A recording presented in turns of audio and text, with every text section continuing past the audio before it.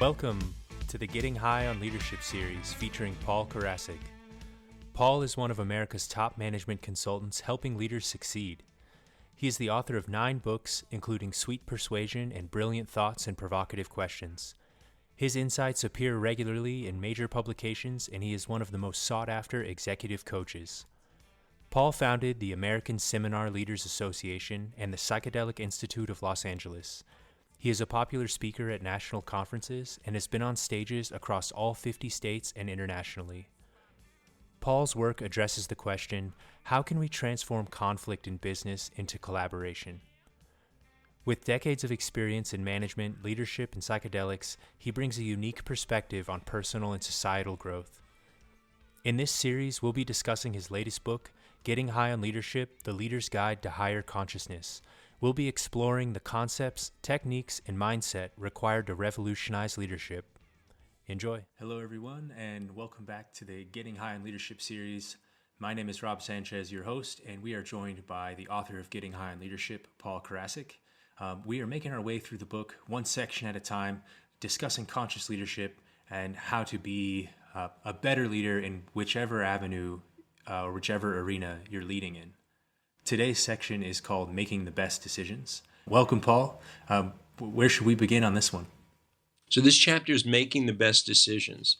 You know, great leaders, they have the ability to, we talked about it, surround themselves with people that are giving good advice. You know, I was up in San Francisco a couple of years ago, and they had an exhibit at the Asian Museum on the Ming Dynasty in China and the art that was created during that time period. So they had a lot of pieces, and they had one piece that was so big. I mean, it was I would say about 6 feet high and about maybe 10 or 20 feet long.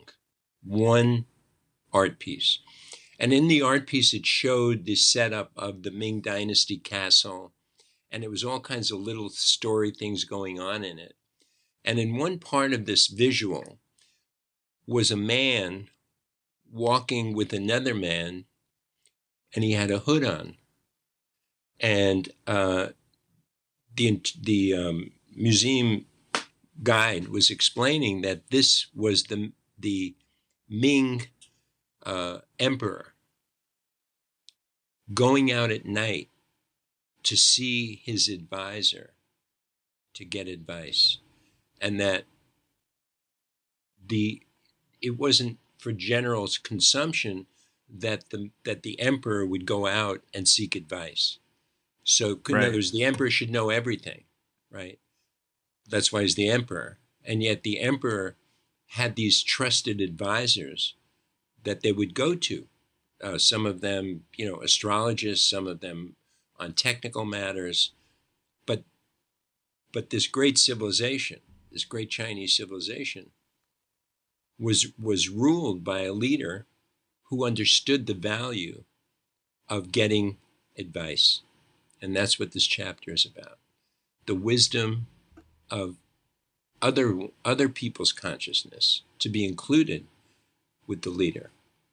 So, I just thought it was interesting that even in those times, the great leaders understood the value of advice. And that's what this chapter is about, right? This chapter is about really having that knowledge, kind of what we've discussed in, I think, some of the previous episodes already, and just like understanding your own landscape, what you need to excel in, and what maybe you don't excel in that you can find others and get that advice, and having that humility again from earlier chapters to ask for that advice or be willing to then go and be in that position. I think that, as you were mentioning, I think many people would be almost like speechless and not want to give the emperor advice, but he'd have to, you got to be able to have that trust or build those relationships that someone's going to tell you, even as the boss, when you need to know something or when maybe you're looking at something incorrectly. Yeah, it's so true. And so the chapter points out, in personal matters, to look to one's higher mind, the things we've been talking about in personal matters, to get to that observational point of higher consciousness, of presence. It's given many names. This consciousness embodied is given a lot of different names, like presence, like higher mind, like super consciousness. But whatever name you give it, it's still the same, and it's nameless, which is that presence beyond our ego, beyond our mind. And so we're saying in this chapter, if you want to make a decision, then you have to observe yourself from that higher mind. Now, when it comes to technical matters. Yes, that's what I was going to bring up. Like in some cases on the technical side, what are your thoughts there? On technical, you need great advisors. And that's, we mentioned it briefly in one of the last chapters. What are you good at and what are you bad at? And this is a truth about leadership here that we need to point out. There's no leader that's complete. And we need to accept that. There's no leader that has it all. If they say they're complete, they're missing perhaps the biggest piece of the puzzle. I heard somebody say the other day, if somebody says they're enlightened, run. And it's the same kind of a thing. If you and when you look at leaders that fail, when you look at leaders that they're often consumed by ego, they overstep, they overreach, they offend, they repel rather than attract. And so in technical matters, we need to choose our partners, our colleagues, our advisors. Who's the best at the things that I'm weak at? And that's really and let them direct, and like the Ming Dynasty emperor, let them provide the input to make the right decisions. And the third point in this chapter is the idea that in all decisions, it's always good to use your intuitive power. And this is a new concept that we're bringing in right here, which is the fact that we have an intuition. And again, given many names, I don't want to get into it's given names in spiritual context, it's given names in psychological contexts. But the point is that there's a knowing that's beyond thinking, right? There's a knowing, a sense of, when you meet somebody, people say you have to build trust. I'm not sure if you have to build trust. I don't know if that's really true. I think we intuitively know when we can trust somebody and when we can't. And so we have to get better at that intuitive power to make decisions. It felt good. Why do you feel so comfortable with certain people upon meeting them and there's instant comfortability?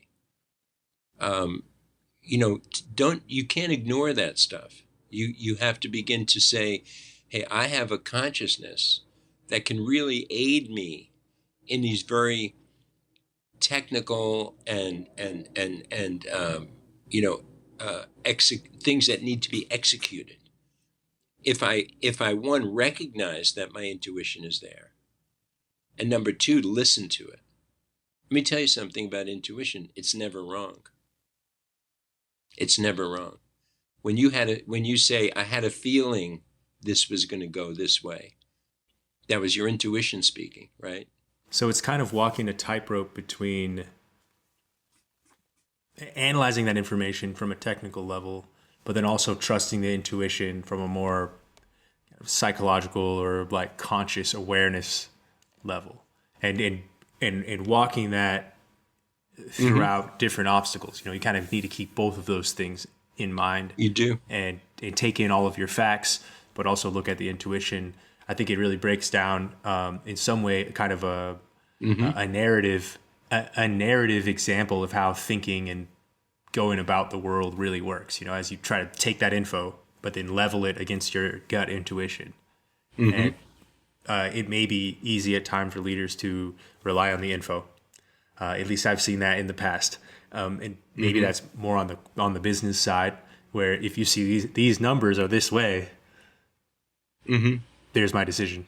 And Yeah, even if it feels like that's not the right way, yeah, you're absolutely right, Rob. It's a mixing of the two. For example, let's say you were hiring somebody or engaging somebody, if it wasn't a hiring situation, to bring them on the team. There's the resume, and then there's the intuition. And there's a way to hire people that's technical. So what do I mean by that? What we know about from a management consulting point of view, what we know about hiring people. By the way, if somebody found a way to hire the perfect person, they would be a multimillionaire in about 7 nanoseconds. You understand what I'm saying? They would have just delegated everything perfectly, and they can just go sit on the beach, like you mentioned, and have their business working. Yeah, and everybody would be doing everything. Yeah, everybody would do it, and you would. But even along with that, you'd always be hiring the perfect person. Yes. If it was just that. But what do we know about hiring people? What we know about hiring people is people are likely to do a good job if they've done the job in the past. In fact, this is true probably 98% of the time, 99% of the time. If I'm looking to hire somebody to help me on the phone, for example, I want to find somebody that has experience working on the phone. That's a technical stat, because the chance of them succeeding on the phone for me is increased exponentially by the fact that they've done this job in the past. That's a technical element, and that's what kind you're of weighing referring on to. That side, right? Yeah, I'm gonna. That's a truth. So before I even engage my intuition, I want to use my technical skills in hiring. For example, knowing that somebody's likely to be successful exponentially if they've done the job before. Right? Can it happen otherwise? Yeah, it can happen. It's just not real likely, and that's just the truth of it. If they've never done it before, they may find they don't like it. They do a bad job. If they've never done it before, they're not good at it. They don't even know they're not good at it. If they've never done it before, they're not bringing anything to the table as far as the need for training, coaching, and so on and so forth. So that's a logical thing. That's just that's there. Now, out of this pool of technical reasons on the way we're hiring, we're going to use our intuition to say, okay, they've all had experience on the phone, which is great. But I feel like this person really gets our mission, understands our vision, is tuned into our values. And that's not necessarily coming from something that person really said. It's not. No, it's something you felt. Yeah, and it wasn't something on their resume. They could have 10 years of phone and I won the best award and blah blah blah, and they're terrible, and they're just terrible. So I'm going to take that technical, and I'm going to use I'm going to access my intuition on making those decisions. And that's really the meaning of this chapter, is to say, because as I said, nobody's got a way to hire people. There's hundreds of tests that leaders can use to see if somebody is going to be successful working with them. And none of them are perfect. None of them really, they're just one element. Yeah, and they may prove one. We're almost getting in some way, kind of abstractly maybe, but there's a similarity to that quantum measurement issue, right? If you have that one element, you're like, hey, I really believe, look how strong this was. Like, yeah, but that is only one thing. You didn't consider how charismatic that person was, or how articulate they were when writing their resume. Can they do the job at hand? It can be easy maybe to put too much effort trying to measure a specific thing that can be measured and discussed, when you should have maybe just trusted that intuition or felt your way through that decision. Well, if people are hiring just by these, using this example, just by the test, we know it. We know it's just not. It's flawed. It's flawed. And there's hordes of companies that take in resumes and then just send out mass rejections because the resume doesn't have like some specific element that company now feels like, well, everyone that doesn't have that's not worth looking at. And I know that those automated rejections have pushed some people out of companies that they would have been brilliant They would have been at. great at. Yeah, they would have been the next superstar for them. Absolutely. But because their resume was lacking, maybe they're looking for 8 years of experience and someone had 7. I use this example quite a few times, but it's a lot like dating, right? Yeah. I mean, and after I separated from my ex-wife, I was on one of those dating sites, and what I found was I was booted on just the technical things. For example, you're too old. Well, give me a chance, maybe I'm not, maybe, I was like, wait a minute, why you, just because my numerical age, I've had partners and in business and who were old at 22. They were like, they found that wisdom early. Yeah, they were, well, old in a bad way. It wasn't even wisdom. They were like, one of my old, I'm a songwriter, and one of my writing partners for many years, his girlfriend said to me one day, "Oh yeah, he was born old." He's been in his late 50s for the last 20 years. since he was like a teenager, thinking about, and that he wasn't thinking young, but yeah, that's that it can really jade. It can really taint kind of the perception or change the scope or maybe the outcome too if it affects your decisions too heavily. I think the section really draws attention to just how essential it is to look at your day as a series of decisions and look at any kind of conflict resolution or leadership steps as one or multiple decisions stacked together, and trying to tackle those the best way you can. And I think that's the deepity part of this, where if you say it one way, like, hey, tackle everything like a bunch of decisions, sounds like it could be on the Snapple cap or just in a little fortune cookie paper. Right. But if you look at it another way and really consider, like, hey, it's everything you're doing is that decision. And if you're making the best decisions, you're trying to make that best life. I think that's where the book's trying to pull you in deeper, to look at that and look at your day-to-day and how you are in those opportunities you have to lead, to make sure you're going to make a better decision next time. Maybe that you won't always make the best one, but it's that kind of continuous improvement that I think is essential. Learning from the past. It's such a big part of leadership, isn't it?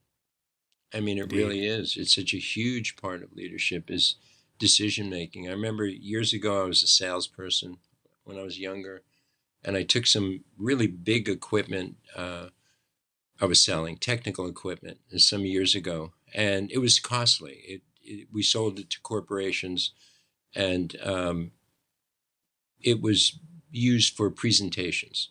And so this one leader from a big bank, he had me come down and demo my equipment, and the demo went really well. And he said, "We'll take it." And I said, "Wow, that was quick. You made a decision so quick." And I said, how'd you do that? And because usually it goes to a committee, because again, it was very costly. And he said to me, "You know what I found out about leadership?" And I said, "What's that?" He said that if you can make decisions, they'll keep promoting you.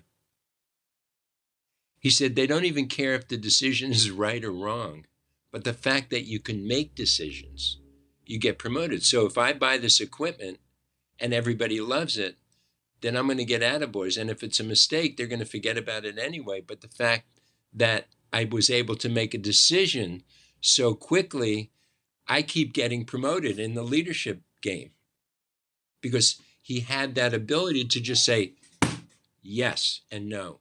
So that decisiveness really is an aspect of leadership It is. by itself. It is. And I think, by the way, as I look back on that experience, I think he was tapping his intuitiveness too. He felt really good about the equipment. It wasn't just that it did the job. He saw he was tapping something else and a knowing that this wasn't a mistake, and it wasn't a mistake. But he made the decision like that. It wasn't, I'm going to bring it back to committee and discuss it with the people. No, the leader makes a decision. And the leader, it's one of the major parts of being a leader, is making these decisions. And that's why this chapter is so important.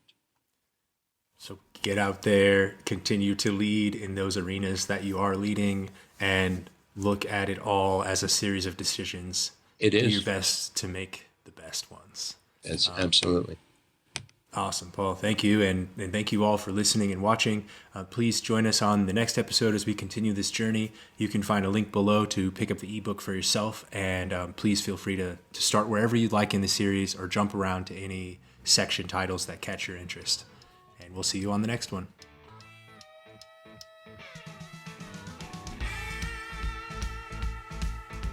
Thank you for joining us on this episode of the Getting High on Leadership series. If you have any questions, you can comment below or send them in via email to paul@paulkarasik.com. Follow him on Instagram at PK_theconversation. Find out more at wholesalerinstitute.com and psychedelic-awakening.com. The Getting High on Leadership series is produced by Rob Sanchez and Apartment 113, which can be found at apartment113.com and followed on Instagram at APT_113.